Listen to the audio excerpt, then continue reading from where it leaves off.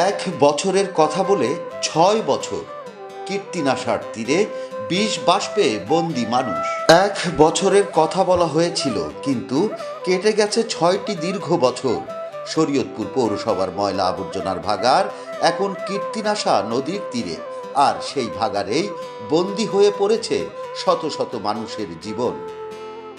দীর্ঘদিন ধরে নির্বিচারে ময়লা ফেলার ফলে ক্রমশ বিষিয়ে উঠছে পরিবেশ, দূষিত হচ্ছে কীর্তিনাশা নদীর পানি, আর দুর্বিষহ হয়ে উঠেছে স্থানীয়দের জনজীবন।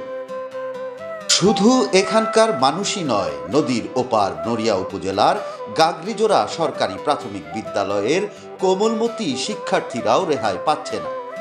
দুর্গন্ধে অতিষ্ঠ হয়ে জানালা দরজা বন্ধ রেখেই চালাতে হচ্ছে ক্লাস, তবুও গন্ধ যেন পিছু ছাড়ে না। মাঝে মধ্যেই অসুস্থ হয়ে পড়ছে শিশুরা। একটি নদী শুধু পানি নয়, এটি জীবন, এটি ভবিষ্যৎ। কিন্তু কীর্তিনাশা আজ পরিণত হয়েছে ময়লার ভাগাড়ে। প্রশ্ন একটাই, আর কতদিন চলবে এই অবহেলা? কার দায়িত্ব এই মানুষের স্বাস্থ্য, এই শিশুদের জীবন? আসসালাম ভাইজান, আমাদের অভিযোগ হলো কি, আমাদের এই জায়গাটা খুবই একটা সুন্দর পরিবেশ আমরা প্রথম বাস করতাম, কিন্তু এই যে আজকে 5-6 বছর যাবত আমাদেরকে 1 বছরের কথা বললা এই 6 বছর যাবত আমরা এটা ভুগতাছি। এই এলাকায় মানুষ সব অতিষ্ঠ হয়ে গেছে, যেরকম মশামাছির অত্যাচার, সেরকম কুকুর এবং কেউ যে কতগুলি জঙ্গলে না পালতাছে, এগুলি পালতাছে। আমরা হচ্ছি মুসলমান, 5 ওয়াক্ত নামাজকে ভালোবাসি, ঠিক আছে, আমাদের নামাজ যে পড়বো সেই ধরনের কোনো পরিস্থিতি এখানে নাই। অনেক থাকতে সমস্যা হয়, আমরা এখানে চলাফেরা করতে পারি না। ওপারে স্কুল আছে, প্রতিষ্ঠান আছে, তারা অনেকবার সাংবাদিক দিয়ে করতে চাইছিল, তারপর খালি সময় নিছে, তাহলে টাইম নেয় 6 মাস 1 বছর এরকম করে টাইম নিতে নিতে এই পর্যন্ত আসে। এই পর্যন্ত ময়লা নিয়েছিল আমাদের বাসা ধরে এই জায়গা পর্যন্ত।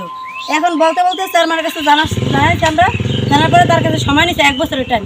বলছে যে 1 বছরের একদিন আমাকে এখানে আবার হইতে পারবো না, তা আমাকে এখান থেকে ময়লা নিয়ে কোথায় নেবেন আমরা জানি না। 1 বছর পর আমরা এই জায়গায় ময়লা আর ফালাইতে দিন না, যদি যেতে পারেন তো আপনারা সই দেবেন, কিন্তু হারা সই দেয় কোথায় বলছে যে আমি 1 বছরের ভিতরে এটা কার্যক্রম লিখিত করে রাখুন, যেন 1 বছর পর আমি যদি এখান থেকে চলেও যাই, তাও জানি আমাদের এই ময়লার জানি সইরা যায়, যথেষ্ট পরিমাণ চেষ্টা করবে। ছেলে 3 লাখ 3.5 লাখ টাকা খরচ করে বাড়িতে আনছি, যে নানছি পরের দিনে থেকে এমন ময়লার গন্ধ তোরা শ্বাস না নিতে পারে যে মারা গেছে। গন্ধে ঠিক তারি না, আশেপাশে একটু বালির ব্যবসা করে খাই, হে ও মনে করেন গাড়িওয়ালারা আহে না এই গন্ধের কারণে।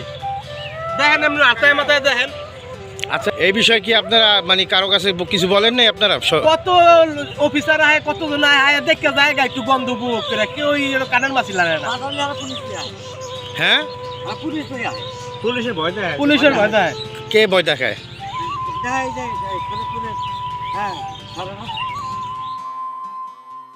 আমরা চাই না প্রতিশ্রুতি, আমরা চাই সমাধান। অবিলম্বে কীর্তিনাশা নদীর তীর থেকে ময়লার ডাম্পিং বন্ধের দাবি জানাচ্ছে এলাকাবাসী।